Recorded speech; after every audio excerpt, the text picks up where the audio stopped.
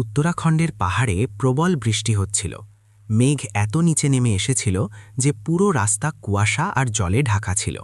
রাস্তা ছিল সরু আর পিচ্ছিল, যে কোনো মুহূর্তে সামান্য এক ভুল গভীর খাদের দিকে নিয়ে যেতে পারত। মুম্বাইয়ের এক নামী ফিনটেক কোম্পানির সিইও আরাবি কাপুর নিজের গাড়ির পাশে দাঁড়িয়ে কাঁপছিল। তার সাদা শার্ট ভিজে গিয়েছিল, চুল থেকে জল টপটপ করে পড়ছিল, আর মোবাইলে বারবার নেটওয়ার্ক চলে যাচ্ছিল। সে একটি গুরুত্বপূর্ণ ডিল সাইন করতে এসেছিল, $1 আরব ডিল। কিন্তু এখন সে একটি পাহাড়ি রাস্তায় ফেসে গিয়েছিল, একাকী, অসহায় আর দিশেহারা।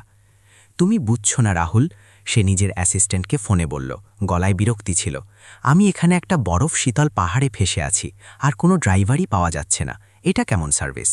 ওপাশ থেকে আওয়াজ এলো, ম্যাম মাফ করবেন, আমরা প্রায়োরিটি লাইনে রিকোয়েস্ট দিয়েছি, কিন্তু আবহাওয়া খুব খারাপ, কোনো ড্রাইভারই ওই রুটে যেতে রাজি হচ্ছে না। আরাবি দীর্ঘশ্বাস নিল। সে নিজেকে শান্ত করার চেষ্টা করছিল, কিন্তু তার মন এক মুহূর্তের জন্যও শান্তি পাচ্ছিল না। দিল্লিতে একটি ইনভেস্টমেন্ট মিটিং তার জন্য অপেক্ষা করছিল, আর সেই পাহাড়ে বরফ ঠান্ডা বৃষ্টিতে নিজের লাক্সারি গাড়ির সাথে ফেসেছিল, যার পেছনের চাকা কাদায় ধসে গিয়েছিল। কিছু মিনিট পরে অ্যাসিস্ট্যান্টের মেসেজ এলো, একজন ড্রাইভার রাজি হয়েছে, কিন্তু সে কিছুটা দূরে আছে, তার এখানে পৌঁছাতে 20 মিনিট সময় লাগবে। আরাভি বিরক্ত হয়ে উত্তর দিল, ঠিক আছে, জলদি পাঠাও। সে গাড়ির পাশেই দাঁড়িয়ে রইল, নিজেকে যতটা সম্ভব বৃষ্টি থেকে বাঁচানোর চেষ্টা করতে থাকল। ঠান্ডা হাওয়া তার হাড় পর্যন্ত কাঁপিয়ে দিচ্ছিল। দিনটা এমন হবে সে আশা করেনি। কিছুক্ষণ পর বৃষ্টির শব্দের মাঝে একটি মোটরসাইকেলের আওয়াজ ধীরে ধীরে স্পষ্ট হয়ে উঠল। মোটরসাইকেলের হেডলাইট কুয়াশা চিরে কাছে এলো, আর তার সামনে এসে থামল। ড্রাইভার গাঢ় নীল রঙের রেইনকোট পরেছিল, তার মুখ প্রায় ঢাকা ছিল। সে মোটরসাইকেলে স্ট্যান্ড রাখল, হেলমেট খুলল আর বলল, আপনাকে শহর পর্যন্ত যেতে হবে। আরাফি পাথরের মতো নিশ্চল হয়ে গেল, তার গলা শুকিয়ে গেল। তার সামনে দাঁড়িয়ে থাকা মানুষটি আর কেউ নয়, বরং রোহান মেহরা, তার প্রাক্তন স্বামী, যাকে সে 7 বছর আগে ছেড়ে দিয়েছিল। এক মুহূর্তের জন্য তারা দুজনেই শুধু একে অপরের দিকে তাকিয়ে রইল। বাতাস ভারী হয়ে উঠেছিল। বৃষ্টি কমেনি, কিন্তু সবকিছু যেন থমকে গিয়েছিল। হ্যাঁ, আমি নিয়ে চলছি, রোহান বলল। তার গলা শান্ত ছিল, না ঠান্ডা না গরম, কেবল একটি আনুষ্ঠানিকতা। আরাফি কিছু বলার চেষ্টা করল, কিন্তু শব্দ গলায় আটকে গেল। সে মাথা নিচু করল, ধীরে ধীরে মোটরসাইকেলের পেছনে বসে পড়ল। তার হাত সিটের ওপর কাঁপছিল। সে নিজেকে পড়ে যাওয়া থেকে বাঁচাতে রোহানের পিঠ হালকা করে স্পর্শ করল, আর সেই স্পর্শে কত বছরের অনুশোচনা লুকিয়েছিল তা হয়তো শুধু সেই জানত। রোহান কিছু না বলে বাইক স্টার্ট দিল। দুজনের হৃৎস্পন্দন বৃষ্টির গতির চেয়েও জোরে ছুটছিল। রাস্তায় পিচ্ছিল ছিল, কিন্তু রোহান বাইকটিকে দক্ষ হাতে চালাল। সে এখনও আগের মতোই শান্ত, স্থির আর পরিপক্ক ছিল, কিন্তু তার নীরবতা এখন আর আগের মতো ছিল না। তাতে একটি দূরত্ব ছিল, একটি কঠোরতা ছিল, যেন সে সবকিছু ভুলে গিয়েছে, অথবা হয়তো ইচ্ছা করেই ভুলতে চায়। আরাবি পেছনে বসেছিল পুরোপুরি নিঝুম হয়ে। সে এখন কোনো বিজনেস ওম্যান ছিল না, কোনো সিইও ছিল না, না সে ক্ষমতাশালী ছিল। সে শুধু একজন নারী ছিল, যে নিজেরই তৈরি করা ভুলের ধ্বংসস্তূপের নিচে চাপা পড়ে যাচ্ছিল। কেমন আছো? সে শেষ পর্যন্ত জিজ্ঞাসা করল। যেমন থাকা উচিত। রোহানের জবাব সংক্ষিপ্ত ছিল। এখনও কি সেই সফটওয়্যার কোম্পানিতে কাজ করো? সে কথোপকথন চালানোর চেষ্টা করল। না, এখন তো আলাদা আলাদা কাজ করি। সে শুধু এতটুকুই বলল। আরাবি বুঝে গেল যে সে কথা বলতে চায় না। কিন্তু একটি প্রশ্ন তার মুখে এসেই গেল, তুমি এখানে কিভাবে ড্রাইভার হয়ে গেলে? রোহান বাইক না থামিয়েই বলল, এখানে সবাই বাঁচার জন্য কিছু না কিছু করে। একটি ধাক্কা লাগলো আরাবির মনে। এটি সেই রোহান ছিল না যাকে সে কখনো নিজের স্বপ্নে দেখেছিল। এটি সেই মানুষটি ছিল যে কখনো তাকে খুব সততার সাথে ভালোবেসেছিল, আর যাকে সে ছেড়ে এসেছিল কেবল এজন্য যে সে তার উচ্চাকাঙ্ক্ষার পথে বাধা হয়ে দাঁড়াচ্ছিল। বৃষ্টি এখন আরও বেড়ে গিয়েছিল। রোহান বলল, যদি ঠান্ডা লাগে তবে আরও কাছে সরে এসো, রাস্তা পিচ্ছিল। আরাবি কিছু বলল না, শুধু হালকাভাবে নিজেকে সামলে নিল। রাস্তার এক জায়গায় বাইক হঠাৎ কেঁপে উঠল। একটি পাথর রাস্তায় পড়েছিল। রোহান তা হঠাৎ দেখতে পেয়ে বাইকটি ঘুরিয়ে নিল, কিন্তু বাইক পিছলে গেল। সে দ্রুত বাইক থেকে লাফিয়ে নামল এবং আরাবিকে পেছন থেকে ধরে ফেলল, যাতে সে পড়ে না যায়। বাইক একদিকে পড়ল, রোহান অন্যদিকে। তার হাত মাটিতে লেগে রক্ত বের হতে শুরু করল। আরাবি ছুটে তার কাছে গেল। রোহান, তুমি ঠিক আছো? সে ব্যথায় কাতরালেও হাসল। তোমার কিছু হয়নি তো? ব্যাস, সেটুকুই যথেষ্ট। সেই মুহূর্তে 7 বছরের সব দেয়াল ধসে গেল। ভিজতে থাকা, কাঁপতে থাকা আর রক্তে ভেজা অবস্থায় সামনে দাঁড়িয়েছিল সেই মানুষটি যাকে সে প্রত্যাখ্যান করেছিল। আর এখন বছরের পর বছর পর সে আবারও তাকে বাঁচাচ্ছিল। আরাভির বুক ধড়ফড় করছিল, কিন্তু এখন এক নতুন অনুভূতির সাথে, অনুশোচনার সাথে। হাসপাতাল পৌঁছাতে রাত আরও গভীর হয়ে গিয়েছিল। বৃষ্টি এখনও থামার নাম নিচ্ছিল না। আরাভি আঙুলগুলো এখনও কাঁপছিল। সে নিজেকে অনেকবার সামলানোর চেষ্টা করল, কিন্তু প্রতিবারই তার চোখ রোহানের রক্তমাখা হাতের দিকে চলে যাচ্ছিল, আর তার ভেতরে কিছু একটা ভেঙে চুরমার হচ্ছিল। রোহানের হাতে ব্যান্ডেজ করা হলো। ডাক্তার বললেন যে আঘাত গভীর নয়, তবে কিছুদিনের বিশ্রাম প্রয়োজন। আরাভি কিছু বলছিল না। সে এক কোণায় দাঁড়িয়েছিল। তার চুল ভেজা ছিল, জামাকাপড় এখনও গায়ে লেপটে ছিল, কিন্তু তার তাতে কোনো ভ্রুক্ষেপ ছিল না। তার মন সময়ের পেছনে ফিরে যাচ্ছিল 7 বছর আগে। ঠিক এই রকমই এক রাতে, যখন সে একটি সিদ্ধান্তে নিজের আর রোহানের জীবন চিরদিনের জন্য বদলে দিয়েছিল। সেই রাত এখনও তার স্মৃতিতে খোদাই করা ছিল। মুম্বাইয়ের একটি বেসরকারি হাসপাতালের ঘর। রোহানের মা জীবন আর মৃত্যুর মাঝে দুলছিলেন। রোহান দিন রাত সেখানে বসে থাকত, চোখে ঘুমের বদলে চিন্তা আর ক্লান্তি। সেই ঘরেই আরাভি প্রবেশ করেছিল। হাতে ছিল ডিভোর্সের নোটিশ। তার বাবা মা বলেছিলেন, যদি তুমি ওকে না ছাড়ো তবে আমরা তোমার ক্যারিয়ার শেষ করে দেব। একজন সিইওকে এমন বোঝার সাথে কেউ দেখতে চায় না। আর সেই সময় আরাভি শুধু নিজের স্বপ্ন দেখছিল, নিজের ক্যারিয়ার, নিজের ভবিষ্যৎ। রোহান কিছুই বলেনি। সে কাগজটি দেখেছিল, একটি দীর্ঘশ্বাস নিয়েছিল আর সই করে দিয়েছিল। যদি এটাই তোমার সিদ্ধান্ত হয়, সে বলেছিল, তবে আমি তোমার পথে আসব না। কিন্তু একটা কথা জেনে রেখো, আমি তোমাকে দোষ দেব না। হয়তো তুমিই ঠিক আর আমি ভুল। সে সেদিন নিজের ভালোবাসাকে মুক্ত করে দিয়েছিল।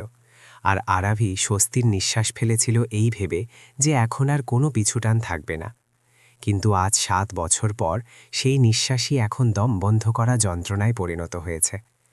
হাসপাতালের বাইরের বারান্দায় বসে আরাভি রোহানকে দেখছিল। সে এখনও আগের মতোই ছিল, চুপচাপ, স্থির, নিজের দুঃখ মুখে প্রকাশ না করা একজন মানুষ। কিন্তু তার চোখে সেই জৌলুসার ছিল না যা আগে থাকত। সে এখন ক্লান্ত ছিল, পৃথিবী থেকে নয়, বরং ভেতর থেকে। আরাভি অবশেষে নীরবতা ভাঙল। রোহান, তুমি এখন কি করো? রোহান তার দিকে না তাকিয়েই বলল, যা করতে হয়। তুমি এখানে কিভাবে এলে? এই জায়গা তো। সে প্রশ্নটি অধরা রেখে দিল। রোহান হালকা হাসল। মা মারা যাওয়ার পর দিল্লি ছেড়ে দিয়েছি। মুম্বাইতে বেশি কিছু বাকি ছিল না।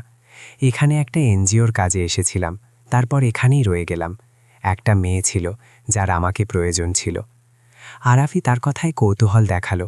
কোন মেয়ে? ছবি, সে বলল। 6 বছর বয়স, হার্টে ছিদ্র আছে। তার মা এখন আর এই পৃথিবীতে নেই। আমি ওকে দত্তক নিয়েছি। আরাভি চমকে গেল। এক অজানা ঈর্ষা জেগে উঠল তার মনে। ও কি তোমার মেয়ে? রোহান প্রথমবারের মতো তার চোখের দিকে তাকালো। না, কিন্তু ও আমার দায়িত্ব। কিছুক্ষণের জন্য দুজনের মাঝে নীরবতা নেমে এলো। বাইরে বৃষ্টি এখনও হালকা ফোঁটায় ঝরছিল। তুমি বিয়ে করেছ? তারপর আরাভি সাহস করে জিজ্ঞাসা করল। না, রোহান সরাসরি জবাব দিল। কেন? তার প্রশ্নটি প্রায় ফিসফিসানির মতো ছিল। কারণ আমার বিশ্বাস, আমার সময়, আমার শক্তি এখন আর কোনো সম্পর্কের জন্য অবশিষ্ট নেই। ছবি আমার জীবন। এখন আরাবির চোখে জল চিকচিক করে উঠল। সে বুঝতে পারছিল না এই অনুভূতিটা আসলে কি, অনুশোচনা, ঈর্ষা, নাকি কোনো ভুলে যাওয়া সত্য যা আবারও কড়া নাড়ছে। সেই সময় একজন নার্স এসে বললেন, স্যার, আপনার মেয়ের ওষুধ নিতে হবে। রোহান উঠে চলে গেল। আরাবি সেখানেই বসে রইল, ভাবতে থাকল। সে কখনো কল্পনাও করেনি যে রোহানকে সে একসময় দুর্বল আর অক্ষম ভেবে ছেড়ে দিয়েছিল, আজ সে একটি ছোট বাচ্চার জীবনের একমাত্র অবলম্বন হয়ে উঠেছে। এটি এমন এক ছবি ছিল যা সমাজ হয়তো বুঝবে না, কিন্তু আরাবি এখন দেখতে পাচ্ছিল। রাত তখন প্রায় 2টো। আরাবি হাসপাতালের ছোট্ট ক্যাফেটেরিয়া এরিয়ায় বসেছিল। তার চা ঠান্ডা হয়ে গিয়েছিল, কিন্তু তার চোখে চোখের জল ছিল গরম। সামনের দেয়ালে একটি উক্তি লেখা ছিল, ত্যাগ সেই করে যার ভালোবাসা থাকে, আর ক্ষমা সেই করে যার জ্ঞান থাকে। সে লাইনগুলো অনেকবার পড়ল। প্রতিবার তার ভেতরে আরও কিছু ভেঙে যাচ্ছিল। 7 বছর আগে সে ভেবেছিল যে তার স্বাধীনতা চাই। এখন তার মনে হচ্ছিল যে সে যা হারিয়েছে তা আর কখনোই ফিরে পাওয়া যাবে না। কিন্তু সত্যি কি সব হারিয়ে গিয়েছে? সেই মুহূর্তে তার মনে প্রথমবারের মতো একটি বীজ জন্মাতে শুরু করল। হয়তো এখনও খুব বেশি দেরি হয়ে যায়নি, হয়তো সে এখনও কিছু একটা ঠিক করতে পারত। কিন্তু রোহান কি তাকে আবারও আপন করে নেবে? ছবি কি তাকে মেনে নেবে? এই অনুশোচনা কি এখন একটি দাগ হয়ে চিরকাল তার আত্মায় থেকে যাবে? এই প্রশ্নগুলোর উত্তর এখন কোথাও ছিল না, কিন্তু প্রথমবারের মতো আরাবী প্রশ্ন করার সাহস জোগাতে পেরেছিল। পরদিন সকালে হাসপাতালের জানালা দিয়ে রোদ দ্বিধা ভরে ভেতরে এলো। বৃষ্টি থেমে গিয়েছিল, কিন্তু বাতাসে এখনও আর্দ্রতা আর শীতলতা মিশেছিল। আরাবী সারা রাত ঘুমাতে পারেনি। হাসপাতালের গেস্টরুমে বসে বারবার সেই দৃশ্যটি মনে করছিল। রুহানের রক্তমাখা হাত, তার চোখের চিন্তা, আর সেই নামটি যা সে কাল রাতে প্রথমবার শুনেছিল, ছবি। সকাল প্রায় ৮টার সময় রুহান বাইরে এলো। তার মুখে ক্লান্তি পরিষ্কার দেখা যাচ্ছিল, কিন্তু চালচলন এখনও সংযত ছিল। ডাক্তার বলেছে যে আমি 2 দিনের মধ্যে ডিসচার্জ হয়ে যাব, সে স্বাভাবিক স্বরে বলল, যেন এই কথাটি আরাবীর জন্য কোনো গুরুত্বই রাখে না। আরাবী মাথা নাড়ল। আর ছবি? ও পাশের সরকারি হাসপাতালে আছে, আজ ওর পরীক্ষা আছে, রোহান বলল। কিছুক্ষণ নীরবতা রইল। তারপর আরাবী ধীরে ধীরে বলল, যদি তুমি কিছু মনে না করো তবে কি আমিও আসতে পারি? রোহান তাকে দেখল। তার চোখে না কোনো আশা ছিল, না রাগ, কেবল এক ক্লান্ত সতর্কতা। যেমন তোমার ঠিক মনে হয়। এটি কোনো অনুমতি ছিল না, না কোনো আমন্ত্রণ, কেবল একটি নিরপেক্ষ সম্মতি। আর এই বিষয়টি আরাবীর হৃদয়ে সবচেয়ে বেশি আঘাত দিল। সরকারি হাসপাতাল ভিড়ে ঠাসা ছিল, মানুষ লাইনে দাঁড়িয়েছিল। বাচ্চাদের কান্নার শব্দ, ওষুধের গন্ধ আর ক্লান্ত মুখগুলোর ভিড়। আরাবী প্রথমবারের মতো এমন পরিবেশে এসেছে যেখানে না কোনো ভিআইপি লাইন ছিল, না কোনো ব্যক্তিগত কামরা। রোহান তাকে এক কোণায় নিয়ে গেল, যেখানে একটি ছোট মেয়ে কাঠের বেঞ্চে বসেছিল।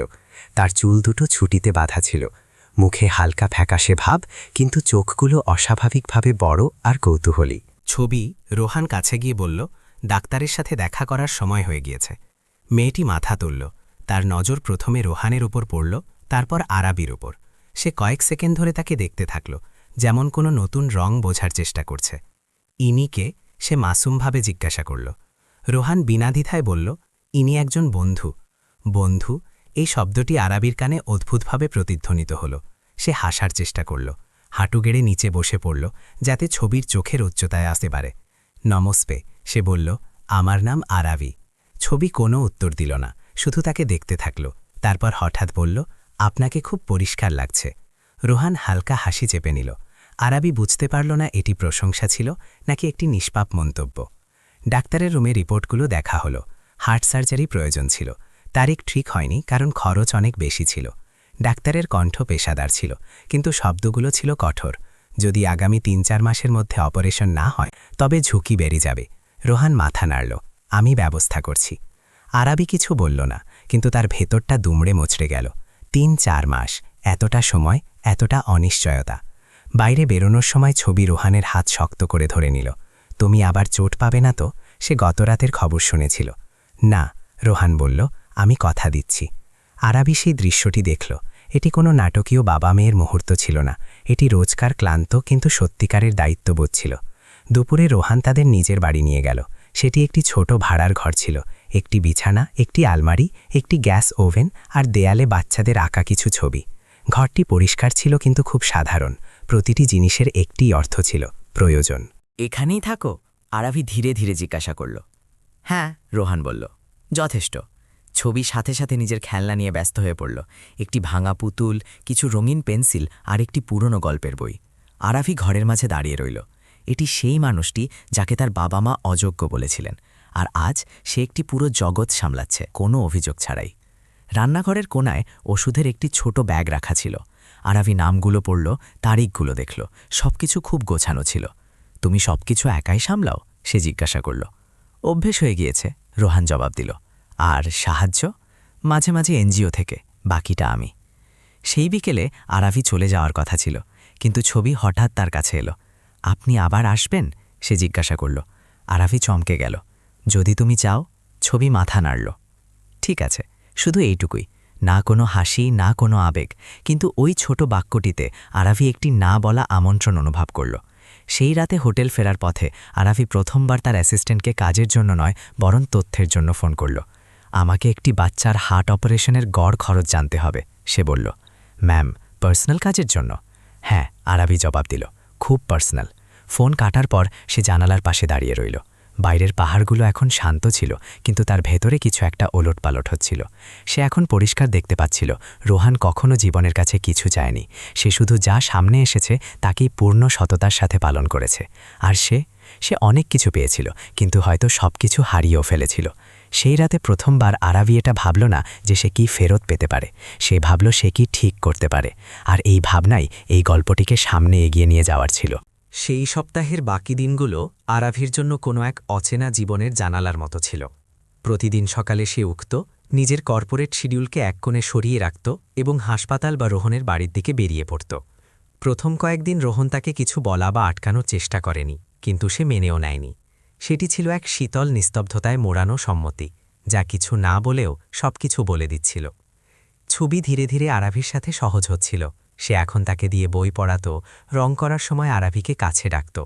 কিন্তু মা শব্দটা এখনও দুজনের মাঝে এক মৌন দেয়ালের মতো দাঁড়িয়েছিল, যার উল্লেখ কেউ করত না, কিন্তু যার অস্তিত্ব প্রতি মুহূর্তে অনুভব করা যেত। আরাভি এনজিওর সাথে কথা বলল, একটি নামী বেসরকারি হাসপাতালে নিজের পরিচয়ের মাধ্যমে ছবির রিপোর্ট দেখাল। ডক্টর মিশ্রা, একজন অভিজ্ঞ কার্ডিয়াক সার্জন, সম্মতি দিলেন যে কেসটি গুরুতর, কিন্তু সময়মতো অপারেশন করলে সফল হতে পারে। খরচের অনুমান এলো 15 লক্ষ টাকা। আরাভি তৎক্ষণাৎ নিজের ব্যক্তিগত অ্যাকাউন্ট থেকে টাকা ট্রান্সফার করে দিল, কিন্তু নির্দেশ দিল যেন এই সহায়তা বেনামি থাকে, তার নাম যেন যুক্ত না করা হয়, আর রোহনও যেন জানতে না পারে। সে চায়নি যে তার অনুশোচনা কারো কাছে দয়ার মতো মনে হোক। 3 দিন পর যখন সে রোহনের বাড়িতে গেল, তখন সে বাড়িতে ছিল না। ছবি একা ছিল, বইয়ের পাতা উল্টাচ্ছিল। পাপা ডেলিভারিতে গিয়েছে, সে জানালো। রাত 8টা বেজে গিয়েছিল, হালকা ঝিরঝিরে বৃষ্টি আবার শুরু হয়েছিল। পাহাড়ের গলিগুলো ভেজা ছিল এবং অন্ধকারে আরও বিপজ্জনক মনে হচ্ছিল। আরাভি কিছু খাবার রান্না করল, ছবিকে খাওয়ালো এবং অপেক্ষা করতে লাগল। রাত 10টা বেজে গেল, রোহন তখনও ফেরেনি। তখনই আরাভির ফোন বেজে উঠল। আপনি কি রোহন মেহরাকে চেনেন? ফোনে কোনো এক অজানা পুরুষের কণ্ঠ ছিল। আরাভির বুক থক করে উঠল। হ্যাঁ, কেন, কি হয়েছে? সে এক্সপ্রেস রোডের কাছে দুর্ঘটনার কবলে পড়েছে, তার বাইক পিছলে গিয়েছে। পাশের পুলিশ তাকে হাসপাতালে নিয়ে আসছে। আরাভি কিছু না বলেই ফোন কেটে দৌড়াল। ছবিকে সে প্রতিবেশী মহিলার কাছে রেখে ট্যাক্সি নিল। হাসপাতালটি সেটিই ছিল যা 1 সপ্তাহ আগে তারা প্রথমবার ভাগ করে নিয়েছিল। ভেতরে পৌঁছাতেই সে রোহনকে স্ট্রেচারে দেখল। তার মুখ রক্তে ভেজা ছিল, হাত মুচকে গিয়েছিল, আর এক পা থেকে রক্ত ঝরছিল। কিন্তু সবথেকে যন্ত্রণাদায়ক বিষয় ছিল তার চোখ দুটো, যা তখনও খোলা ছিল এবং যা আরাভিকে চিনতে পারছিল। তুমি, সে ফিসফিস করে বলল। শান্ত থাকো। আরাভি তার হাত ধরল। আমি এখানেই আছি। ডাক্তাররা তৎক্ষণাৎ এক্স-রে এবং প্রাথমিক চিকিৎসা শুরু করলেন। ফ্র্যাকচার ছিল, মাথায় সেলাই পড়ল, কিন্তু সবথেকে গুরুতর বিষয় ছিল রক্তের অভাব। দ্রুত ব্লাড ট্রান্সফিউশন প্রয়োজন ছিল। ও পজিটিভ, ডাক্তার বললেন। আমার আছে, আরাভি তৎক্ষণাৎ বলল। যখন সে রক্ত দিচ্ছিল, তার চোখ দিয়ে জল গড়িয়ে পড়ছিল, কোনো শব্দ ছাড়াই, কোনো হইচই ছাড়াই। সেটি যেন ছিল সেই সব বছরের এক খামোশ স্বীকৃতি, যা সে রোহনের থেকে কেড়ে নিয়েছিল। ভোর 4টার সময় অপারেশন থিয়েটার থেকে খবর এলো যে অবস্থা এখন স্থিতিস্থির। আরাভি, যে সারা রাত জেগেছিল, আইসিইউর বাইরে বসেছিল, মাথা নিচু করে, হাতের তালুতে মুখ লুকিয়ে। তার ভেতরে প্রথমবার ভয় জেগেছিল যে সে আবার কাউকে হারিয়ে ফেলতে পারে। কিন্তু এবারেই হারানো শুধু কোনো সম্পর্কের ছিল না, বরং একজন মানুষের সততা, তার মর্যাদা এবং তার নিরপেক্ষতার ছিল, যে সব অবস্থাতেও তাকে কখনো দোষ দেয়নি। ছবি যখন সকালে খবর পেল, সে কেঁদে ফেলল। আরাভি তাকে জড়িয়ে ধরল, প্রথমবার মায়ের মতো অনুভব করে বলল, পাপা ঠিক হয়ে যাবে, আমি কথা দিচ্ছি। দ্বিতীয় দিন রোহনের জ্ঞান ফিরল। চোখে মুখে ক্লান্তি ছিল, কিন্তু সেই একই স্থিরতা। তুমি কেন এলে? সে জিজ্ঞেস করল, যখন ঘরে শুধু সে আর আরাভি ছিল। কারণ তোমার আমাকে প্রয়োজন ছিল, সে জবাব দিল। আর বাকি 7 বছর? রোহনের গলা কাঁপছিল, কিন্তু চোখে কোনো আক্রোশ ছিল না। ওই 7 বছরে আমি নিজের থেকে দূরে ছিলাম, আরাভি বলল। আমি ভেবেছিলাম আমি ঠিক ছিলাম। এখন মনে হয় আমি সবথেকে বড় ভুল ওখানেই করেছিলাম। অনুশোচনা সব সময় দেরিতে আসে, রোহন বলল। আমি অনুশোচনা থেকে এগিয়ে যেতে চাই, আরাভি বলল, যদি তুমি অনুমতি দাও। রোহন কিছু বলল না, তার চোখ বন্ধ হয়ে গেল এবং একটি দীর্ঘ শ্বাস তার বুক থেকে বেরিয়ে এলো। হয়তো সেটিই জবাব ছিল, হয়তো নয়।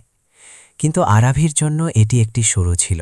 সে তার হাত আবার ধরল, এবার শক্ত করে, এটা জেনে যে এবার সে তাকে একা ছাড়বে না, এবার সে পালাবে না, এবার সে লড়বে, নিজের জন্য নয়, তাদের জন্য, সেই অসম্পূর্ণ ভালোবাসার জন্য যা আজও জীবিত ছিল, এবং সেই বাচ্চাটির জন্য যাকে তারা আজ জেনে বা না জেনে একসঙ্গে বড় করছিল, যার সত্য এখনও সামনে আসা বাকি ছিল। কিন্তু সময় এসে গিয়েছিল। খুব জলদি সেই সত্যের পরত খুলবে এবং তখন কেউই আর আগের মতো থাকবে না। হাসপাতালের সাদা দেয়ালগুলো প্রায় মৌনতার সাক্ষ্য দেয়। জানালার বাইরে রোদ ফিরে এসেছিল, কিন্তু ঘরের ভেতর প্রতিটি শ্বাস তখনও মাপা এবং ভারী ছিল। রোহন এখন বিছানায় বসতে পারত, কিন্তু চলাফেরায় নিষেধ ছিল। তার হাড়ের চোটগুলো গুরুতর ছিল। ডাক্তার পরিষ্কার বলেছিলেন যে অন্তত 3 সপ্তাহ বিশ্রাম জরুরি। আরাভি প্রতিদিন আসত, ওষুধের সময়সূচি বানাত, ডাক্তারের সাথে কথা বলত এবং রোহনের ঘরের পরিষ্কার পরিচ্ছন্নতা থেকে শুরু করে খাওয়া দাওয়া সব সামলাত। কেউ তাকে আটকাত না, কিন্তু কেউ তাকে স্বাগতও জানাত না। এটি এমন এক সম্পর্কে পরিণত হয়েছিল যা ভেঙে গিয়েছিল, কিন্তু তবুও নিজের ছায়া ছাড়তে অস্বীকার করছিল। ছবি প্রতিদিন হাসপাতালে আসত, আরাভির সাথে বসত এবং মাঝে মাঝে রোহনের হাতের ভেতর নিজের ছোট আঙুলগুলো ঢুকিয়ে তাকে সান্ত্বনা দিত। তার প্রশ্ন একটাই ছিল, পাপা তুমি কবে বাড়ি আসবে? আর প্রতিবার রোহন হেসে দিত, জলদি। এক সন্ধ্যায় যখন রোহন ঘুমোচ্ছিল এবং ছবি পাশে বসে বই পড়ছিল, আরাভি হাসপাতালের গ্যালারিতে বসে চুপচাপ বাইরে দেখছিল। তার কাছে রোহনের একটি পুরনো ব্যাগ ছিল, যাতে তার কিছু ফাইল, জামাকাপড় এবং ওষুধ ছিল। কোনো কিছু না ভেবেই সে ব্যাগটি খুলল। ভেতরে কিছু রিপোর্ট ছিল, নোটবুক ছিল এবং নিচে একটি পুরনো খাম, যার ওপর ঝাপসা অক্ষরে লেখা ছিল মীরার জন্য। নামটা দেখেই আরাভির বুক কেঁপে উঠল। মীরা। তার মনে পড়ল এটাই সেই মেয়েটির নাম ছিল যে রোহনের এনজিওতে সাথী ছিল, সেই মীরা যে ছবিকে জন্ম দিয়েছিল, সেই মীরা যে এক সড়ক দুর্ঘটনায় মারা গিয়েছিল। আরাভি খামটি খুলল। ভেতরে একটি চিঠি ছিল, হাতে লেখা, তারিখ ছিল 6 বছর আগের। রোহন, যদি এই চিঠি তোমাকে পড়তে হয় তবে হয়তো আমি আর এই পৃথিবীতে নেই। আমি জানি তুমি আমার ওপর রাগ করতে পারো, কিন্তু তোমাকে সত্যিটা জানতে হবে। ছবি আমার মেয়ে, কিন্তু তার রক্ত শুধু আমার নয়, সে তোমারও। সেই রাতে যখন সবকিছু ভেঙে গিয়েছিল এবং আরাভি চলে গিয়েছিল, সে এমন অবস্থায় ছিল যেখানে তাকে কেউ ছলনা করে হাসপাতালে নিয়ে গিয়েছিল। পরিবার বলেছিল যে গর্ভপাত করানো হয়েছে, কিন্তু ডাক্তার আমাকে সত্যিটা বলেছিলেন। বাচ্চাটি বেঁচে ছিল, দুর্বল ছিল কিন্তু জীবিত। আমি সেখানে ছিলাম, আমি তাকে দত্তক নিয়ে নিলাম। কাউকে কিছু বলিনি, শুধু তোমার মাকে ছাড়া। সে আমার থেকে কথা নিয়েছিল যে যদি আমি বেঁচে থাকি তবে তাকে যেন বড় করি। এখন ছবি তোমার কাছে আছে, ওকে ছেড়ে দিও না। ও তোমার মেয়ে এবং তোমার প্রতিটি গুণ ওর মধ্যে আছে। আরাভির হাত কাঁপতে লাগল। চিঠির লাইনগুলোর মাঝে তার চোখ ঝাপসা হয়ে এলো। এটি সেই সত্য ছিল যা তার জীবনের পুরো গতিপথ বদলে দিল। ছবি তার মেয়ে ছিল, সেই বাচ্চাটি যার হাসিতে তার এক অচেনা আপনত্ব মনে হতো, যার চোখগুলো তার কেন যেন চেনা লাগত। সেটি রক্তের টান ছিল, তার গর্ভের সন্তান, যাকে সে হারিয়ে ফেলেছিল, এটা না জেনেই যে সে এখনও পৃথিবীতে আছে। সে সেখানেই হাসপাতালের বেঞ্চে চুপচাপ বসে রইল। বুক থকথক করছিল, কিন্তু এখন সেটি অন্য এক সুরে বাজছিল, একজন মায়ের মতো। সেই রাতেই রোহনের শরীর কিছুটা খারাপ হলো। ডাক্তাররা বললেন ভয়ের কিছু নেই, কিন্তু আরও কয়েকদিন হাসপাতালে থাকতে হবে। আরাভি পরের কয়েকদিন নিজেকে পুরোপুরি ছবির যত্নে সঁপে দিল। এখন সে শুধু একজন সহযোগী ছিল না, সে একজন মা ছিল, যদিও সে এই কথা কাউকে বলেনি। রোহন তারই পরিশ্রম লক্ষ্য করছিল। অনেকবার তার চোখে প্রশ্ন আসত, কিন্তু সে চুপ থাকত। তার স্বভাব এখনও আগের মতোই ছিল, কম কথা বলা, বেশি সহ্য করা। একদিন ছবির জ্বর এলো। সারা রাত আরাভি তার দেখাশোনা করল। যখন সকালে রোহন খবর পেল, সে চুপচাপ ঘরের এক কোণে দাঁড়িয়ে রইল এবং দেখল কিভাবে আরাভি প্রতিটি ছোট জিনিসের খেয়াল রাখছিল। জল, তাপমাত্রা, সবকিছু। সে প্রথমবার বলল, তুমি বদলে গিয়েছ। আরাবি তার দিকে তাকাল। অথবা হয়তো আমি এখন সেটি হচ্ছি যা আমার হওয়া উচিত ছিল। ছবিকে খুব জলদি আপন করে নিলে তুমি, রোহন বলল। আরাবি কিছুক্ষণ চুপ থেকে বলল, কারণ আমি ওকে হারিয়ে ফেলেছিলাম, না জেনেই যে সে আমার ছিল। রোহনের ভ্রু কুঁচকে গেল। কি বলতে চাইছ? আরাবি তার চোখের দিকে তাকাল এবং ধীর স্বরে বলল, ছবি আমার মেয়ে রোহন, মীরার চিঠি আমি পড়েছি। ঘরে নিস্তব্ধতা ছড়িয়ে পড়ল। রোহনের মুখ ফ্যাকাশে হয়ে গেল, তার শ্বাস থমকে গেল। তারপর ধীর স্বরে সে বলল, তুমি কিভাবে জানলে? তোমার ব্যাগে পাওয়া চিঠি থেকে। আমি জানতাম না। আমাকে বলা হয়েছিল যে গর্ভপাত করানো হয়েছে, কিন্তু সত্যিটা অন্য কিছু ছিল। কিছুক্ষণ দুজনেই কোনো কথা বলল না। তারপর রোহন দীর্ঘশ্বাস নিল। আমি জানতাম। মীরা আমাকে সব বলেছিল, কিন্তু আমি কখনো তোমাকে বলতে চাইনি। আমার মনে হয়েছিল হয়তো তোমার কিছু যায় আসবে না। যায় এসেছে রোহন, আরাবি বলল। এতটাই যে আমি এখন নিজেকে ক্ষমা করতে পারছি না। তোমার এখন কেন যায় আসে?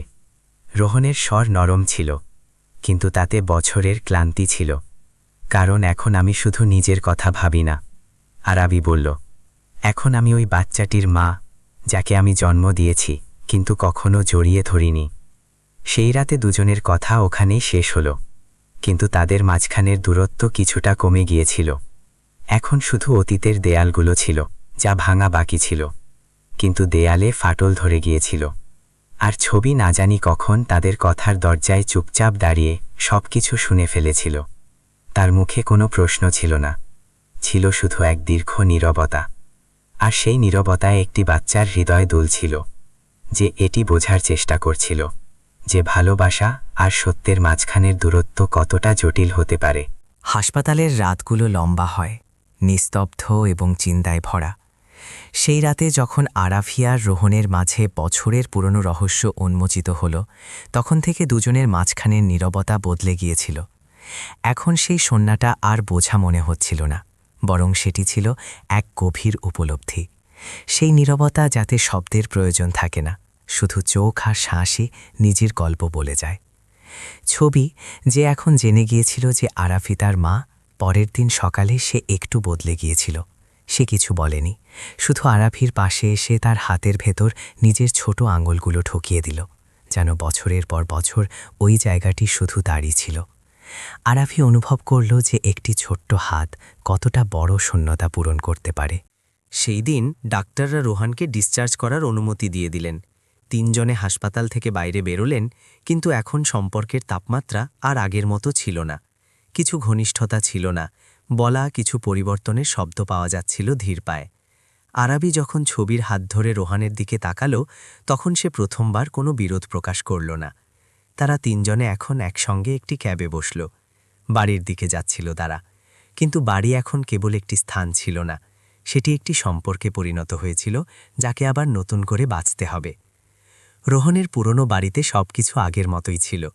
দেয়ালে সেই পুরনো পোস্টার, কোণে বইয়ের সেই আলমারি, আর ব্যালকানি দিয়ে উঁকি মারা সেই সূর্য। শুধু সময় বদলে গিয়েছিল। এখন এই বাড়িতে এক নতুন সত্য ছিল, মা, বাবা এবং মেয়ের। আরাবি পরের কয়েকদিনে নিজের অফিসের কাজ কমিয়ে দিল। সে তার অ্যাসিস্ট্যান্টকে বলল, আমি কিছু সময়ের জন্য ব্রেকে আছি। তার জন্য এখন এটা জরুরি ছিল যে সে শুধু একজন সিইও নয়, একজন মাও হয়ে উঠুক। ছবিকে স্কুলে নিয়ে যাওয়া, তার হোমওয়ার্কে সাহায্য করা, রাতে গল্প শোনানো, এই সব জিনিস আরাবির জন্য নতুন ছিল।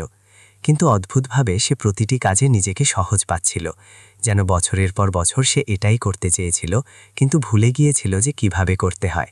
এক রাতে ছবি জিজ্ঞেস করল, মা, তুমি আমার থেকে দূরে কেন ছিলে? এই প্রশ্নটি না ছিল মাসুম, সরল, না ছিল কঠোর। এটি একটি শিশুর কৌতূহল ছিল, যা বছরের পর বছর ধরে অজান্তেই অনুত্তরহীন হয়ে পড়েছিল। আরাভি তার মাথা নিজের কোলে রাখল এবং ধীরে ধীরে বলল, কখনো কখনো বড় মানুষরাও ভুল করে ফেলে। আমি বুঝতে পারিনি যে আমার জীবনে তোমার মানে কি ছিল, কিন্তু এখন আমি জানি, এবং আমি কথা দিচ্ছি যে আর কখনো দূরে যাব না। ছবি শুধু হুঁ বলল, এবং তার আঙুলগুলো আরাভির হাতের তালুতে শক্ত করে জড়িয়ে গেল। অন্যদিকে রোহান তখনও নিজেকে বোঝানোর চেষ্টা করছিল। তার ভেতরে একটি দ্বন্দ্ব চলছিল। যে নারী তাকে ছেড়ে চলে গিয়েছিল সেই নারীকে এখন সে একজন মা হিসেবে দেখছিল, যে তাদের মেয়ের জন্য সবকিছু করছিল। অনেক সময় সে নিজেকে প্রশ্ন করত, সে কি সব ক্ষমা করতে পারে? মানুষ কি এতটা বদলে যেতে পারে যে অতীতের ফাটলগুলো ভরে যায়? তারপর সে ছবির হাসি শুনত এবং উত্তর তার ভেতর থেকেই আসত, হয়তো পারত। এক সন্ধ্যায় রোহান ব্যালকনিতে বসেছিল। বাতাস বেশ ঠান্ডা ছিল। ছবি এবং আরাভি ভেতরে কিছু পেইন্টিং করছিল। আরাভি জানালা দিয়ে উঁকি দিল এবং জিজ্ঞাসা করল, কফি আনব? হ্যাঁ, রোহান বলল, যেমন তুমি বানাতে। আরাভি হাসল এবং রান্নাঘরে চলে গেল। সে যখন কফি নিয়ে এলো, রোহান দেখল যে তার চোখে এখন আর সেই পুরনো ঝলক নেই। এখন সেখানে নরম ভাব ছিল, অভিজ্ঞতা ছিল এবং সবথেকে বড় কথা, অনুতাপ নয় বরং পরিবর্তন ছিল। কফি খাওয়ার সময় দুজনেই চুপ ছিল। তারপর আরাভি বলল, রোহান, আমি জানি আমি যা করেছি তা ক্ষমা করার যোগ্য ছিল না, কিন্তু তুমি যদি কখনো এটা ভাবতে পারো যে আমি বদলে গিয়েছি, তবে হয়তো একটি নতুন শুরু হতে পারে। রোহান কোনো উত্তর দিল না, কিন্তু সে আরাভির দিকে তাকাল এবং তারপর ব্যালকনির বাইরে উঁকি দিতে লাগল। ওটা কোনো উত্তর ছিল না, কিন্তু অস্বীকারও ছিল না। পরের সপ্তাহগুলোতে তারা একটি পরিবারের মতো বাঁচতে লাগল। একসাথে নাস্তা, স্কুল ড্রপ, অফিসের কথা, ছবির গল্প, সবকিছু একটি সাধারণ জীবনের মতো মনে হতে লাগল। কিন্তু প্রতি সন্ধ্যায় আরাভি যখন নিজের ঘরে যেত, তখন তার মনে আসত যে এই সব কিছু অস্থায়ী। রোহান এখনও কিছু বলেনি। এই সম্পর্কটি এখনও মাঝপথে ঝুলেছিল। এদিকে তাদের সামনে একটি নতুন চ্যালেঞ্জ এসে দাঁড়াল। ছবির স্কুল রিপোর্টে জানা গেল যে তার এখনও শ্বাস নিতে কষ্ট হয়। ডাক্তার পরামর্শ দিলেন যে তাকে আরও একবার পুরো পরীক্ষা করানো হোক। পরীক্ষায় ধরা পড়ল যে ছবির হৃৎপিণ্ডে সামান্য ত্রুটি আছে, যা মীরার পরিবারে বংশগত ছিল। এর চিকিৎসা সম্ভব ছিল, কিন্তু সার্জারি জরুরি ছিল। রিপোর্ট দেখে রোহান এবং আরাভি দুজনেই স্তম্ভিত হয়ে গেল। আরাভির চোখে জল ছিল। আমি ওকে হারিয়েছিলাম এবং এখন আবার ভয় লাগছে যে কোথাও আর না। রোহান হাত ধরে বলল, এখন আমরা দুজনে মিলে লড়ব। এটা শুধু একটা রোগ নয়, এটা আমাদের পরীক্ষা, একজন মা বাবার। আরাভি রোহানের চোখের দিকে তাকাল। সেখানে এখন শুধু একজন বাবার নয়, একজন সঙ্গীর ছবিও দেখা যাচ্ছিল। সেই সাথী যে হারিয়ে গিয়েছিল কিন্তু এখন আবার নতুন রূপ নিচ্ছিল। তারা সিদ্ধান্ত নিল যে ছবির সার্জারির জন্য শ্রেষ্ঠ হাসপাতালে অ্যাপয়েন্টমেন্ট নেবে। টাকার চিন্তা ছিল না, কিন্তু আবেগপ্রবণ চাপ অবশ্যই ছিল। আর এখান থেকেই গল্পটি একটি নতুন মোড়ে পৌঁছাল, যেখানে সম্পর্কগুলো আবার যাচাই করা হবে, যেখানে বিশ্বাসের ভিত্তি আবার তৈরি হবে এবং যেখানে মা বাবা নিজের মেয়ের জন্য তা করবে যা কখনো স্বপ্নেও ভাবেনি। এবার কেউ পিছিয়ে যাবে না, না আরাভি না রোহান, কারণ এখন কথা শুধু অতীত নিয়ে ছিল না, এখন কথা ছিল ভবিষ্যৎ নিয়ে, ছবির ভবিষ্যৎ নিয়ে। মুম্বাইয়ের সবথেকে নামকরা শিশু হৃদরোগ কেন্দ্রে অ্যাপয়েন্টমেন্ট পাওয়ার পর আরাভি ও রোহান ছবির সার্জারির প্রস্তুতি শুরু করল। এটি সেই হাসপাতাল ছিল যেখানে আরাভি বছর কয়েক আগে একটি ফান্ডিং ক্যাম্পেইন করেছিল, কিন্তু এইবার সে একজন দাতা নয়, একজন মা হিসেবে সেখানে যাচ্ছিল। পার্থক্য স্পষ্ট ছিল, সেদিন অন্যের জন্য লড়াই করেছিল, আজ নিজের কলিজার টুকরোর জন্য লড়ছিল। সার্জারির তারিখ ঠিক হল ৩ সপ্তাহ পর। এই ৩ সপ্তাহে সবকিছু বদলে যেতে লাগল। আগে যেখানে তাবির বাড়ি শুধু একটা ভাগ করে নেওয়া ছাদ ছিল, এখন তা এক যৌথ দায়িত্ব হয়ে গেল। ছবির ওষুধ, তার খাওয়া দাওয়া, তার মানসিক ও আবেগগত ভারসাম্যের জন্য দুজনেই দিন রাত লেগে রইল। ছবি এখন পর্যন্ত সার্জারির গুরুত্ব বুঝতে পারেনি। সে শুধু জানত যে তাকে হাসপাতালে যেতে হবে এবং কিছুদিন বিশ্রাম নিতে হবে। কিন্তু তার নিষ্পাপতার আড়ালে লুকিয়ে থাকা বুদ্ধিমত্তা ধীরে ধীরে প্রকাশ পেতে লাগল। সে একদিন তার খেলনাগুলোকে সারিবদ্ধভাবে সাজালো এবং সবাইকে বোঝাতে লাগল যে আমাকে কিছুদিনের জন্য হাসপাতালে যেতে হবে, কিন্তু আমি আবার ফিরে আসব, আমরা সবাই আবার একসাথে খেলব। আরাভি সেই দৃশ্য দেখতে থাকল, তার চোখ ভিজে এলো। অন্যদিকে রোহান নিজেকে শক্ত দেখানোর চেষ্টা করল, কিন্তু সেও জানত যে এটি শুধু ছবির সার্জারি নয়, এটি তাদের শেষ পরীক্ষা, যেখানে যদি কোনো ভুল হয় তবে সব ভেঙে যেতে পারে। এই দিনগুলোতে আরাভি ও রোহানের মধ্যে কথাবার্তা বাড়ল। দুজনে মিলে ছবির জন্য পরিকল্পনা করত, ডাক্তারদের সাথে কথা বলত এবং একে অপরকে মানসিক সাহারা দিত। এক রাতে যখন ছবি ঘুমিয়ে পড়েছিল, রোহান বলল, মনে আছে যখন আমরা প্রথমবার মাতা বৈষ্ণোদেবী গিয়েছিলাম, তুমি বলেছিলে আমি কোনোদিন এমন বাড়ি বানাতে চাই যেখানে প্রতিদিন ভক্তির মতো শান্তি থাকত। আর আভি হাসল, হয়তো সেই বাড়ি আমরা কখনো বানাইনি, কিন্তু এখন আমরা সেই শান্তির খোঁজ আবার করতে পারি। রোহান কিছু উত্তর দিল না, কিন্তু তার নীরবতা এখন দূরত্বের নয়, সম্মতির প্রতীক ছিল। সার্জারির 2 দিন আগে ছবি প্রথমবার জিজ্ঞাসা করল, সার্জারি কি ব্যথা দেবে? আর আভি তার মুখ বুলিয়ে দিয়ে বলল, সামান্য একটু, কিন্তু তারপর তুমি আরও শক্তিশালী হবে, সুপারহিরোর মতো। ছবি মাথা নাড়ালো এবং বলল, তাহলে কি পাপা আমাকে সুপারহিরো চকলেট আনবে? রোহান পেছন থেকে ডাক দিয়ে বলল, শুধু চকলেট নয়, পুরো সুপারহিরো সেট। তারা 3 জনেই হেসে উঠল, কিন্তু সেই হাসির পেছনে লুকানো দুশ্চিন্তা কেউ দেখতে পেল না। অবশেষে সেই দিনটি এলো। খুব সকালে হাসপাতালে পৌঁছালো। ছবি নিজের সাথে নিজের সবথেকে প্রিয় টেডি বিয়ারটি নিল। আরাভি ওটিকে একটি স্কার্ফে জড়িয়ে দিল, যাতে সার্জারির পরেও সেটি তার কাছে থাকে। এটি একটি ছোট আশ্বাস ছিল যে তার পৃথিবী আগের মতোই থাকবে, শুধু কিছু সময়ের জন্য একটু আলাদা। অপারেশন থিয়েটারের বাইরে রোহান ও আরাভি বসে অপেক্ষা করছিল। সময় যেন থমকে গিয়েছিল। দেয়ালের ঘড়ির কাঁটা খুব ধীরে চলছিল, অথবা হয়তো তাদের ধৈর্য ফুরিয়ে আসছিল। তুমি কি মনে করো, যদি আমরা 7 বছর আগে আলাদা না হতাম, তবে এই সব কিছু সহজ হতো? রোহান জিজ্ঞাসা করল, চোখ কোথাও দূরে স্থির রেখে। আরাভি দীর্ঘশ্বাস নিল। হয়তো, কিন্তু তবে হয়তো আমরা আজকের মতো বুদ্ধিমান, আবেগপ্রবণ এবং দায়িত্বশীলও হতাম না। আমরা এখন যা, তা সেই ভুলগুলোরই ফল। রোহান তার কথা নিয়ে কিছুক্ষণ ভাবল, তারপর বলল, আর যদি এই সব ঠিক হয়ে যায়? আমি বলছি না যে আমরা সেখান থেকেই শুরু করি যেখান থেমেছিলাম, কিন্তু আমরা কি নতুন করে কোথাও শুরু করতে পারি? আরাভি তার থেকে তাকাল। তার চোখে কোনো প্রতিশ্রুতি ছিল না, শুধু সত্য ছিল। আমরা এখন পর্যন্ত ছবির জন্য সবকিছু করেছি, কিন্তু এখন আমাদের নিজেদের জন্য কিছু করতে হবে। এরই মধ্যে ডাক্তার বাইরে এলেন, মুখে হালকা হাসি। সার্জারি সফল হয়েছে। পরের 24 ঘন্টা খুবই গুরুত্বপূর্ণ, কিন্তু চিন্তার কোনো কারণ নেই। আপনারা দুজনে ভেতরে আসতে পারেন। আরাভির চোখ থেকে জল উপচে পড়ল, কিন্তু এইবার সেই জল ভয়ের ছিল না, স্বস্তির ছিল। রোহান তার হাত ধরল এবং দুজনে ভেতরে গেল। ছবি হালকা ঘরের মধ্যে ছিল, কিন্তু জ্ঞান ফিরতেই সে ধীরে ধীরে বলল, আমার জল চাই। আরাভি ঝোঁকে পড়ে বলল, শুধু জল নয়, তোমার সুপারহিরো চকলেটও আসছে। ছবি হাসল, সেই হাসিতে দুনিয়ার সমস্ত শক্তি ছিল।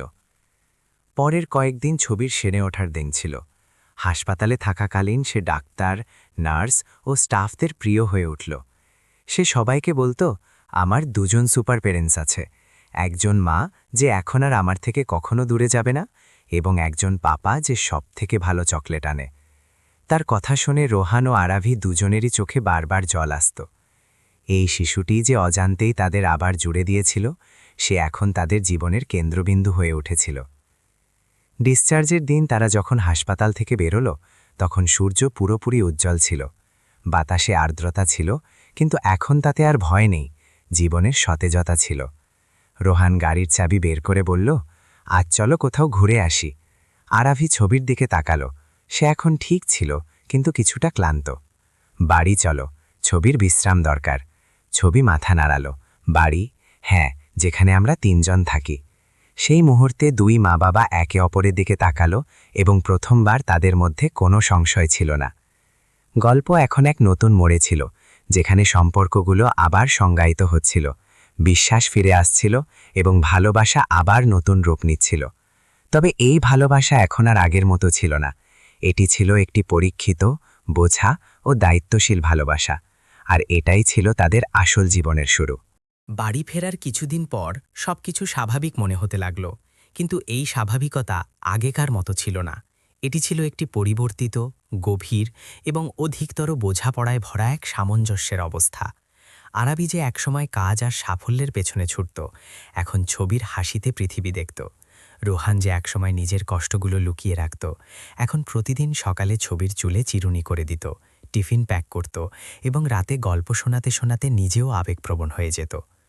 ছবির শরীর এখন স্থিতিশীল ছিল। ডাক্তার জানালেন যে সার্জারির পরের রেসপন্স প্রত্যাশার চেয়েও ভালো। তার এখনও বিশ্রামের প্রয়োজন ছিল, কিন্তু এখন সে ধীরে ধীরে খেলতে পারত, স্কুলের বই উল্টাতে পারত এবং সবথেকে বড় কথা, হাসতে পারত। এরই মধ্যে আরাবি কোম্পানির ডেইলি অপারেশন থেকে বিরতি নিল। সে প্রথমবার অনুভব করল যে তার সবথেকে বড় ডিল এখন কোনো কর্পোরেট কন্ট্রাক্ট নয়, বরং নিজের মেয়ের সাথে কাটানো প্রতিটি মুহূর্ত। সে প্রতিদিন ছবির সাথে আর্ট ও ক্রাফট করত, তার জন্য নৈতিক গল্প তৈরি করত এবং পুরনো হিন্দি সিনেমার ক্লাসিক সুর শেখাত। একদিন একটি ছবি আঁকল। তাতে 3টি স্টিক ফিগার ছিল, একজন নারী, একজন পুরুষ এবং একটি ছোট মেয়ে। ওপরে একটি হৃদয় আঁকা ছিল, যাতে লেখা ছিল আমাদের পরিবার। আরাবি সেই ছবিটি ফ্রেম করিয়ে দেয়ালে টাঙিয়ে দিল। রোহান যে এখন পর্যন্ত নিজের কম্পিউটার আর কোডিংয়ের দুনিয়ায় ব্যস্ত থাকত, সেও এই পরিবর্তনকে আপন করে নিল। সে একটি নতুন স্টার্টআপ আইডিয়া নিয়ে কাজ শুরু করল, একটি হেলথ টেক অ্যাপ যা আর্থিকভাবে পিছিয়ে পড়া শিশুদের জন্য স্বাস্থ্য সংস্থান এক ক্লিকে সহজলভ্য করবে। সে চাইতো যে ছবির মতো অন্য কোনো শিশু যেন চিকিৎসার জন্য মুখাপেক্ষী মা থাকে। আরাবি তাকে সমর্থন করল, সে বিনিয়োগ করার প্রস্তাব দিল। কিন্তু এইবার সেই বিনিয়োগ শুধু পুঁজি ছিল না, এটি ছিল ভরসার প্রস্তাব। এইবার আমরা সাথে মিলে এমন কিছু বানাই যা শুধু টাকাই কামাবে না, বরং কারো জীবনও বদলে দেবে, আরাবি বলল। রোহান তার চোখের দিকে তাকালো। সেখানে এখন শুধু আত্মবিশ্বাস নয়, সমবেদনা এবং উৎসর্গও ছিল। ছবির সেরে ওঠার দিনগুলোতে আরও একটি বিষয় বদলে গেল, তাদের বাড়ির পরিবেশ। এখন সেখানে কোনো উত্তেজনা ছিল না। এখন সেখানে গন্ধ আসত কড়ি পকোড়ার, রুয়াফজার এবং রাতে লরির ঘুম পাড়ানি গান।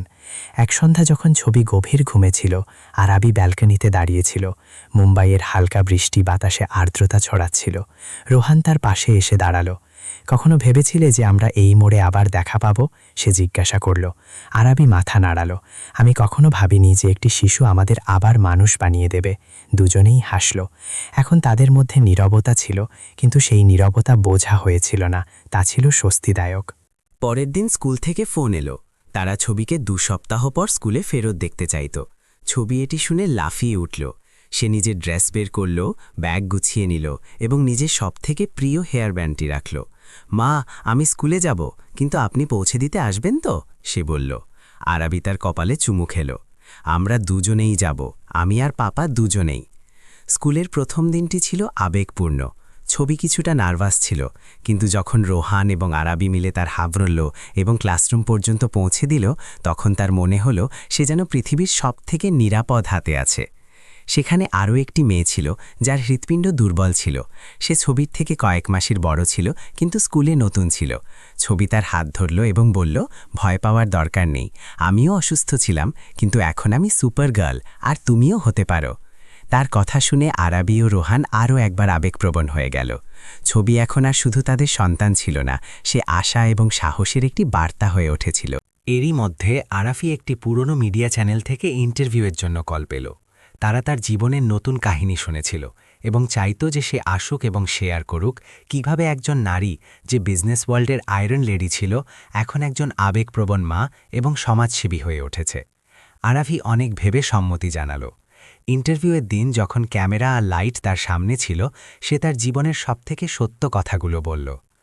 আমরা সবাই আমাদের জীবনে কোথাও না কোথাও কিছু হারাই, কখনো সম্পর্ক, কখনো সময়, কখনো নিজেকে। কিন্তু যখন আমরা সেই হারিয়ে যাওয়া অংশগুলোকে আবার জুড়ে দেওয়ার চেষ্টা করি, তখন আমরা আসল শক্তির হদিস পাই। আমার মেয়ে আমাকে শিখিয়েছে যে ভালোবাসা শুধু অনুভব করার বিষয় নয়, তা নিভিয়ে চলার বিষয়। ইন্টারভিউটি ভাইরাল হয়ে গেল। মানুষ তাতে নিজেদের খুঁজে পেল। সেই মায়েরা যারা কাজের জন্য সন্তানদের থেকে দূরত্ব তৈরি করেছে, সেই বাবারা যারা সমাজের চাপে সম্পর্ক পালন করতে পারেনি, এবং সেই সম্পর্কগুলো যা সময়ের ধুলোয় চাপা পড়ে গিয়েছিল। আরাফি ও রোহানের সম্পর্ক এখন আবার একটি শক্তিশালী বন্ধনে বাধা পড়েছিল। তারা এখনও অতীতের ভুলকে ভুলে যেতে পারেনি, কিন্তু এখন সেই ভুলকে শিক্ষায় পরিণত করেছিল। এক রবিবার তারা 3 জন, রোহান, আরাফি ও ছবি মিলে তাদের পুরনো অ্যালবামগুলো খুলল। তাতে একটি ছবি ছিল 7 বছর আগের বৈষ্ণোদেবী যাত্রার। ছবি উৎসাহিত হয়ে জিজ্ঞাসা করল, আমরা আবার সেখানে কবে যাব? আরাফি রোহানের দিকে তাকালো। সে হাসল এবং বলল, এইবার 3টি টিকিট বুক হবে। এতক্ষণ যে গল্প ভাঙন থেকে জুড়নের দিকে পৌঁছেছিল, তা এখন এক নতুন অধ্যায়ের প্রস্তুতি নিচ্ছিল। একটি অধ্যায় যেখানে সম্পর্ক, সম্মান এবং বুদ্ধিমত্তা মিলে একটি পরিবারকে আবার গড়ে তুলছিল, এবং এইবার তারা সবাই প্রস্তুত ছিল তা বাঁচিয়ে রাখার জন্য। সকালের প্রথম কিরণ যখন মুম্বাইয়ের জানালা দিয়ে উঁকি দিত, তখন বাড়িতে একটি নতুন ছন্দ বইত। রোহান, যে একসময় দেরি করে ঘুম থেকে উঠত, এখন খুব ভোরে উঠে ছবির সাথে যোগাব্যায়াম করত, তার পছন্দের গল্পের বই পড়ত। আরাফি যে একসময় সকালের কনফারেন্স কলে ব্যস্ত থাকত, এখন সে রান্নাঘরে ছবির প্রিয় খাবার বানাতে থাকত। ভালোবাসার এই নতুন রূপটি ছিল ধৈর্য এবং ত্যাগের। তারা জানত যে পথটি সহজ ছিল না, কিন্তু যখন তারা একে অপরের দিকে তাকাত এবং ছবির হাসি শুনত, তখন মনে হতো যে প্রতিটি সংগ্রাম সার্থক হয়েছে। এভাবেই আরাভি, রোহান এবং ছবির পৃথিবী আবার একবার রঙিন হয়ে উঠল, আগের চেয়েও বেশি সুন্দর এবং উজ্জ্বলভাবে। এখন ছবির টিফিনে আরাভি নিজে তার জন্য পরোটা বানিয়ে দিত। তার ব্যাগে একটি ছোট চিরকুট লিখে দিত, যাতে লেখা থাকত, তুমি আমার সুপারহিরো। তাদের জীবনের পরিবর্তন এখন শুধু আবেগীয় স্তরে সীমাবদ্ধ ছিল না, তা আচরণেও প্রকাশ পেতে শুরু করেছিল। ছবির অস্ত্রোপচারের পর থেকে তিনজনের সম্পর্ক আরও গভীর হতে থাকল। তারা একে অপরকে আগের চেয়ে বেশি শুনত, বুঝত এবং আগলে রাখত। আরাভি এখন তার কোম্পানিতে ওয়ার্ক লাইফ ব্যালেন্সের জন্য একটি নতুন নীতি চালু করাচ্ছিল। সে জানত যে একসময় সে যেভাবে নিজের সম্পর্কগুলোকে অবহেলা করেছিল, ঠিক তেমনই আরও অনেকে এই একই লড়াইয়ের মধ্য দিয়ে যাচ্ছে। তার অভিজ্ঞতা তাকে সংবেদনশীল করে তুলেছিল। তার চোখে এখন সেই তীক্ষ্ণতা নয়, বরং সততার গভীরতা ছিল। এক দুপুরে যখন ছবি স্কুলে গিয়েছিল, আরাভি এবং রোহন একসঙ্গে চা খেতে খেতে অনেক বিষয়ে খোলামেলা কথা বলল। বছরের পর বছর জমে থাকা নীরবতা এখন ধীরে ধীরে ভাঙছিল। আমি কখনোই বুঝতে পারিনি যে তোমার রাগ, তোমার উচ্চাকাঙ্ক্ষা সবই তোমার ভয় থেকে জন্মেছিল, রোহন বলল। আরাফি তার দিকে তাকালো, তারপর মৃদু স্বরে বলল, আমার মনে হয়েছিল যদি আমি থেমে যাই তবে সব হারিয়ে ফেলব, কিন্তু আমি এটা বুঝতে পারিনি যে সবচেয়ে দামি জিনিস তো তোমার সঙ্গ ছিল, আর আমি সেটাই হারিয়ে ফেলেছিলাম। রোহন তার হাতের তালু ধরল। দুজনের মধ্যে আবার সেই পুরনো কিন্তু নতুন এক উষ্ণতা ফিরে এলো। এরই মধ্যে ছবি স্কুল থেকে তার এক নতুন বান্ধবীকে বাড়িতে ডাকল, নেহা, সেই শিশুটি যে হৃদরোগে আক্রান্ত ছিল। আরাভি তাকে খোলা মনে স্বাগত জানাল, কিন্তু কথাবার্তার এক পর্যায়ে যখন নেহার মা জানালেন যে তারা চিকিৎসার খরচ চালাতে পারছেন না, তখন আরাভি প্রথমবারের মতো কোনো চিন্তা ছাড়াই বলল, আমরা সাহায্য করব। রোহন দেখল যে আরাভি এখন নিঃস্বার্থভাবে সাহায্য করতে বিশ্বাস করে। এই পরিবর্তন ছিল গভীর। সে এখন অন্যের লড়াইকেও নিজের লড়াই মনে করতে শুরু করেছিল। সেই রাতে যখন ছবি ঘুমাচ্ছিল, আরাফি ব্যালকানিতে বসে একটি ইমেল পড়ছিল। তাকে টোকিওতে একটি আন্তর্জাতিক সম্মেলনে বক্তব্য দেওয়ার জন্য আমন্ত্রণ জানানো হয়েছিল। বিষয় ছিল লিডারশিপ অ্যান্ড এমপ্যাথি। এই সুযোগ যে কোনো বিজনেস লিডারের কাছে স্বপ্নের মতো। কিন্তু এবার আরাভি সেই ইমেলটি রোহনকে দেখালো এবং জিজ্ঞাসা করল, আমার কি যাওয়া উচিত? রোহন কিছুক্ষণ ভেবে হাসি মুখে বলল, যদি তুমি যাও তবে ছবি আর আমি তোমাকে খুব মিস করব, কিন্তু যদি তুমি না যাও তবে তুমি নিজেকে মিস করবে। এবার আমরা তোমার সাথে আছি, সব দিক থেকেই। আরাফির চোখে জল চলে এলো। সে জানত যে এই সাহচর্য এখন আর হারানোর নয়। টোকিও যাওয়ার আগে আরাফি একটি ভিডিও রেকর্ড করল, যেখানে সে তার জীবনের যাত্রা ও পরিবর্তনের গল্প ভাগ করে নিল। সেই ভিডিওটি সোশ্যাল মিডিয়ায় ভাইরাল হয়ে গেল। লাখ লাখ মানুষ সেটি দেখল, শেয়ার করল এবং তাতে নিজেদের জীবনের লড়াইয়ের প্রতিফলন খুঁজে পেল। এরই মধ্যে রোহনের হেলথ টেক স্টার্টআপ প্রথম ফান্ডিং পেল। এখন তাদের প্ল্যাটফর্ম অসহায় শিশু এবং তাদের পরিবারকে ডাক্তার, পরীক্ষা এবং ওষুধ একই জায়গায় সহজলভ্য করে দিচ্ছিল। আরাফি তার অফিসের উদ্বোধন নিজে করল, এবার একজন বিজনেসওয়ামান হিসেবে নয়, বরং একজন জীবনসঙ্গিনী হিসেবে। এক রাতে যখন ছবি জিজ্ঞাসা করল, আমরা কি এখন সবসময় এইভাবেই থাকব? তখন রোহন উত্তর দিল, আমরা বদলাতে পারি, পরিস্থিতি বদলাতে পারে, কিন্তু আমাদের ভালোবাসা আর এই একাত্মতা কখনোই বদলাবে না। কিছুদিন পর ছবিতে স্কুলে একটি প্রবন্ধ প্রতিযোগিতায় অংশ নিতে হল। বিষয় ছিল আমার হিরোকে। সে যা লিখেছিল তা পড়ে আরাভি এবং রোহন দুজনেরই চোখ ভিজে গেল। আমার বাবা আমার হিরো, কারণ তিনি আমাকে জন্ম না দিয়েই আপন করে নিয়েছেন, আমার প্রতিটি নিঃশ্বাসের রক্ষা করেছেন। আমার মা আমার হিরো, কারণ তিনি মন থেকে ক্ষমা চেয়েছেন এবং মন থেকে আমাকে ভালোবাসা দিয়েছেন। কিন্তু আমার সবচেয়ে বড় হিরো হল সেই মুহূর্তটি যখন তারা দুজনে একে অপরকে আবার খুঁজে পেয়েছে, কারণ সেদিন আমি আবারও একটি পরিবার ফিরে পেয়েছি।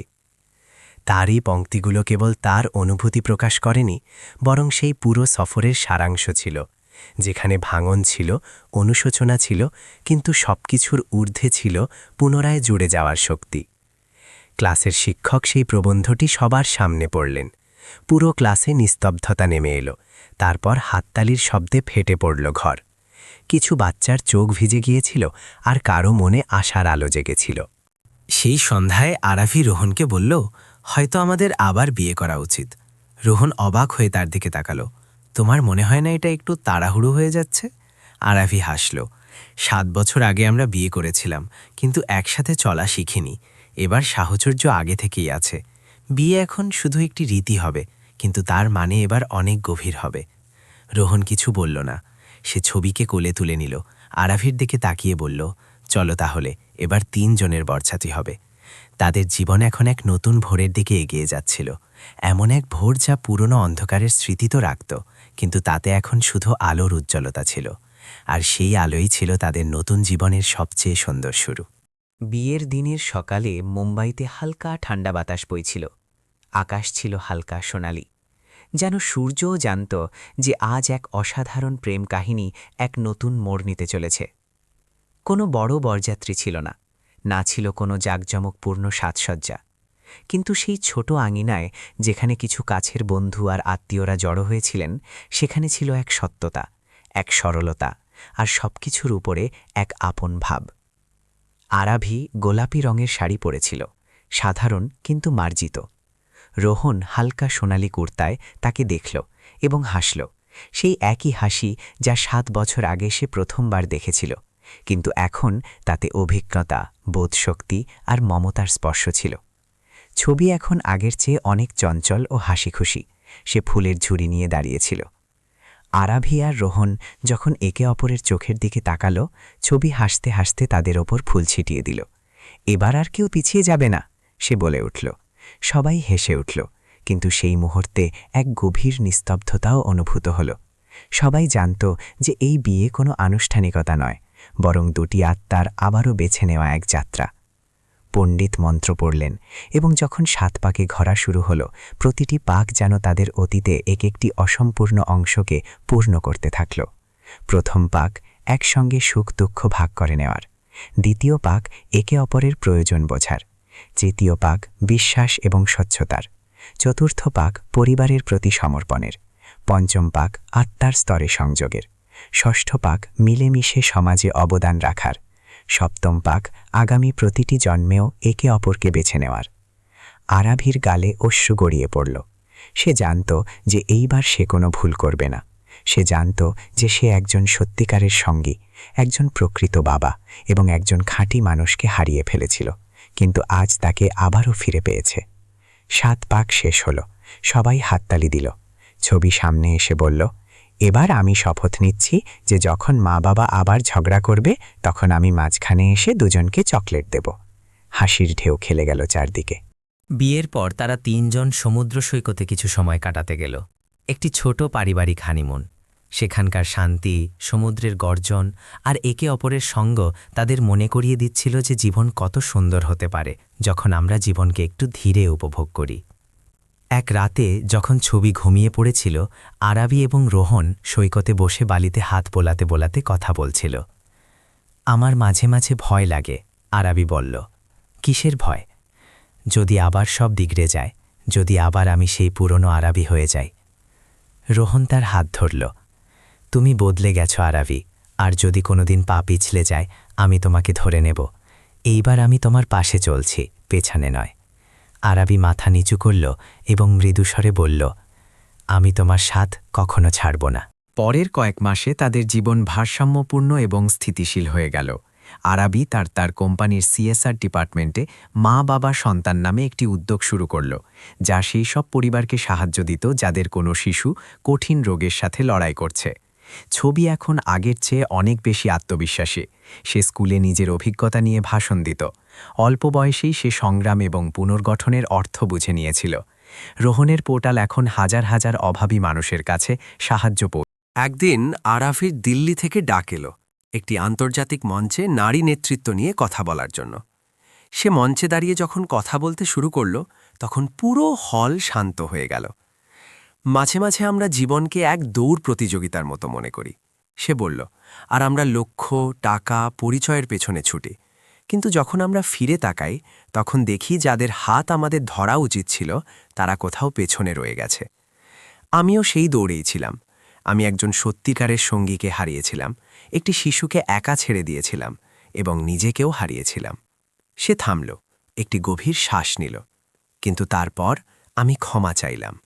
আমি ধীরে চলা শিখলাম, আর আমি অনুভব করলাম যে ক্ষমা করা এবং ক্ষমা চাওয়া এগুলো জীবনের সবচেয়ে বড় সাহসের কাজ।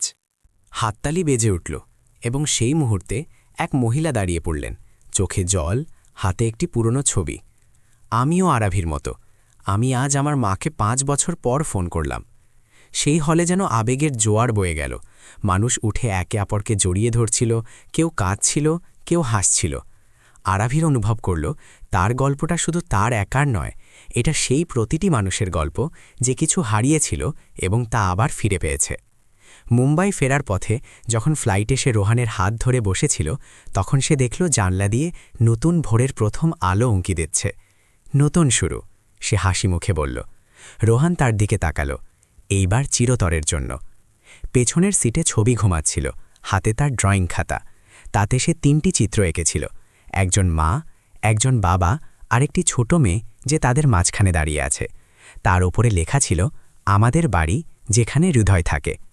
গল্পের শেষ নয়, বরং এটি ছিল এক নতুন যাত্রার প্রথম পদক্ষেপ, একটি যাত্রা যা এইবার আত্মার সাথে যুক্ত ছিল, ক্ষমা এবং ভালোবাসায় পূর্ণ ছিল। কারণ মাঝে মাঝে জীবন আপনাকে দ্বিতীয় সুযোগ দেয়, আর যখন দেয় তখন আমাদের উচিত তা বিনয়, সাহস এবং ভালোবাসার সাথে গ্রহণ করা।